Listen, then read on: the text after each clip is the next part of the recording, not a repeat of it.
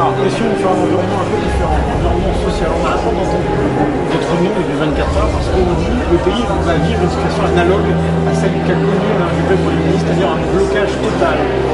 Qu'est-ce que cela vous inspire de voir qu'on est peut-être en train de prendre cette direction-là et quelle attitude on doit adopter face à ce mouvement-là?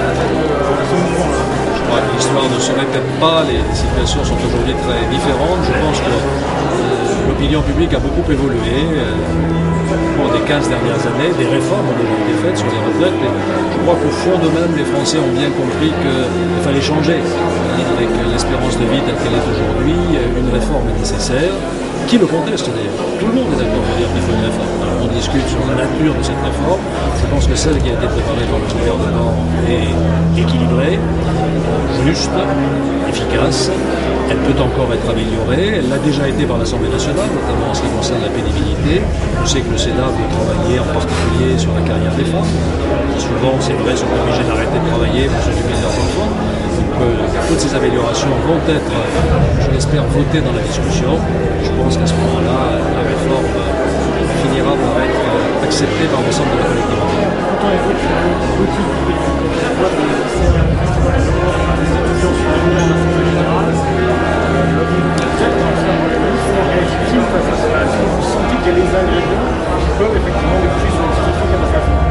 il faut être ouvert au dialogue. Je crois qu'il appartient au gouvernement d'écouter ce qui se dit, de trouver des lieux de dialogue. Le Parlement en est un. Les sénateurs vont écouter les syndicats, vont écouter les associations, tous ceux qui ont quelque chose à dire. Je crois que ça doit se passer plus dans la discussion que dans la manifestation de rue. Pour vous, c'est pas le symptôme d'un pays qui en fait n'a pas tellement changé face à la réforme? Le pays a profondément changé. Je le répète, qui nie aujourd'hui la nécessité de la réforme? Personne. Alors on nous propose parfois des solutions qui n'en sont pas. Financer la totalité de la réforme dans l'impôt, on sait bien que c'est impossible. La seule façon de procéder, tout le monde l'a fait, c'est de jouer sur ce qu'on appelle les bornes d'âge, la date de départ à la retraite, la durée de cotisation. Il n'y a pas de solution pour ça. C'est une supercherie de laisser croire qu'on pourra rétablir la retraite à 60 ans. D'ailleurs, si vous l'observez bien, quand le Parti Socialiste part de la retraite à 60 ans, il s'empresse d'ajouter que ce sera avec une décote. Qu'est-ce qu'il nous promet donc?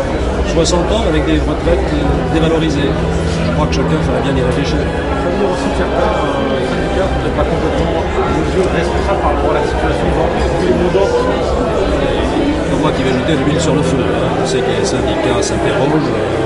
Ce matin, M. Thibault, et ça avait l'air loin d'être simple dans son propre esprit. On voit bien qu'il cherche, sinon une porte de sortie, du moins une voie de négociation. Et je pense que cette voie de négociation existe, je le répète. Nous sommes dans une démocratie parlementaire. Il y a un Parlement.